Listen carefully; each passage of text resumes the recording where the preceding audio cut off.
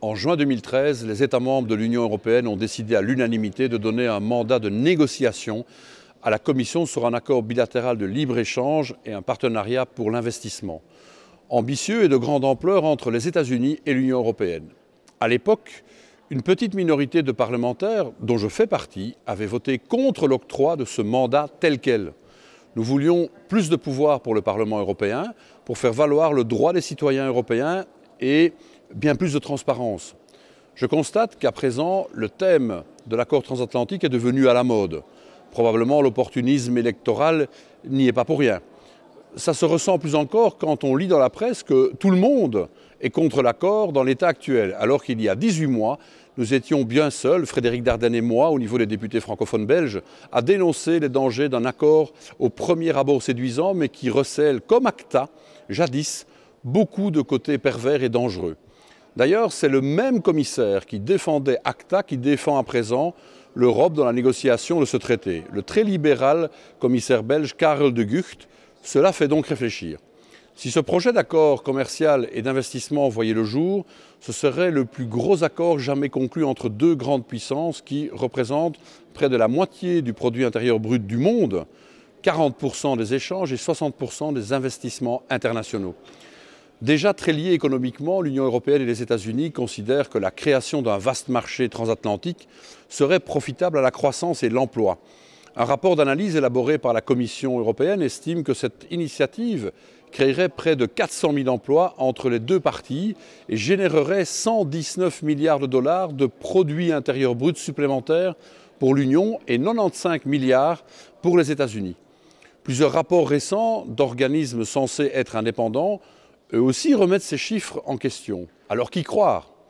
L'accord envisagé couvre de très nombreux domaines de négociation sur lesquels on entend éliminer des barrières aux échanges afin de faciliter l'achat et la vente de biens et de services entre les deux rives de l'Atlantique. Tant sur la forme que sur le fond, ce projet d'accord a déjà fait l'objet de critiques.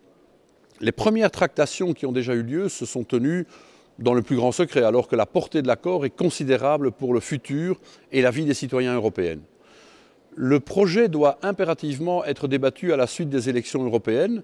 Le nouveau Parlement qui aura la capacité de rejeter l'accord final, devra se montrer extrêmement attentif à l'évolution des négociations. Dans sa stratégie commerciale, l'Union doit défendre fermement ses intérêts, étant entendu que les retombées d'un tel accord seront assez différentes d'un État membre à l'autre, d'un secteur à l'autre, selon évidemment les différents domaines concernés. Les États-Unis représentent la première puissance agricole du monde, mais aussi le premier partenaire de l'Union européenne. Alors, grâce à l'agriculture, celle-ci enregistre depuis les années 90 un solde commercial positif et en constante augmentation avec son partenaire américain. C'est à peu près 6,8 milliards d'euros en 2012. Les États-Unis entendent corriger ce déséquilibre. Que ce soit sur l'agriculture ou pour le reste, ils espèrent se tourner vers la vieille Europe pour contrebalancer leurs relations avec le Pacifique et restaurer l'équilibre général de leur balance commerciale très déficitaire. Or, dans cette vaste recomposition géostratégique, l'Europe a plusieurs intérêts agricoles à faire valoir, qui sont aussi ceux de la Belgique. Il importe que ceux-ci soient préalablement et clairement identifiés et que la marge des concessions acceptables soit parfaitement délimitée. Tout d'abord, les droits de douane ne constituent pas l'enjeu principal des négociations, même s'ils demeurent un peu plus élevés dans le secteur agricole que partout ailleurs, de 3 à 4%. Leur élimination profiterait surtout aux produits laitiers européens et en particulier au secteur fromager.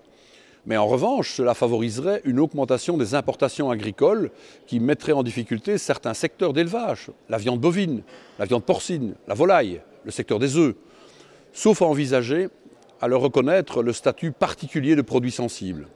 Ensuite, les obstacles non tarifaires relatifs à l'environnement normatif des échanges constituent sans conteste le véritable enjeu des négociations pour l'agriculture européenne et sur lesquels l'Union doit se montrer très offensive. Ils recouvrent des thèmes techniques sur lesquels des rapprochements sont possibles, mais ils portent aussi sur la sécurité sanitaire des produits agricoles et des denrées alimentaires qui représentent une source légitime de préoccupation des producteurs, des consommateurs et des citoyens en général. Les autorités européennes et américaines doivent garder une chose importante. Nous ne mangerons pas n'importe quoi. Cela veut dire pas encore de nouveaux OGM sur notre marché, pas d'hormones.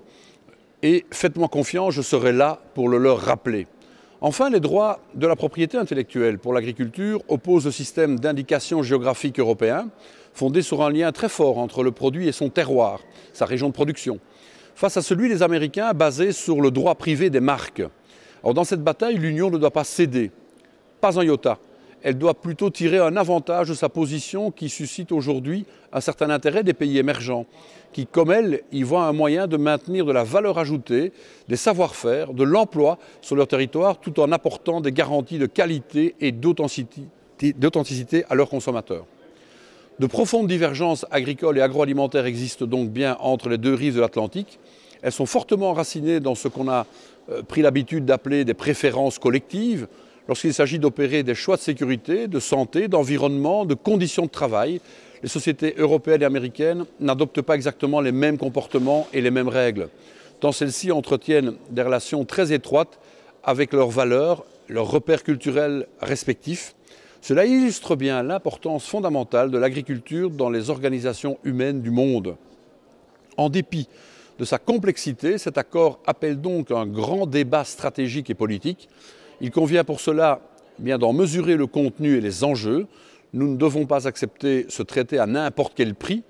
Il n'est pas question que l'agriculture, les libertés individuelles européennes, les normes européennes de consommation ou nos lois ne soient sacrifiées sur l'autel de la libéralisation en servant de monnaie d'échange avec d'autres secteurs. Les aspects agricoles empoisonnent souvent les relations économiques internationales. Cela est pour le moins paradoxal pour un secteur qui pèse autour de 2% du produit intérieur brut des pays concernés et qui ne rentre que pour moins de 10% dans les échanges mondiaux. Mais si cette question soulève autant de controverses, c'est qu'elle représente bien un vrai enjeu de société. Il y a des raisons objectives à cela qui reposent sur le rôle majeur qu'elle joue sur notre alimentation, notre santé, notre environnement, nos territoires, mais aussi des explications plus fondamentales liées à notre propre culture, notre qualité de vie et tout simplement notre conception du monde.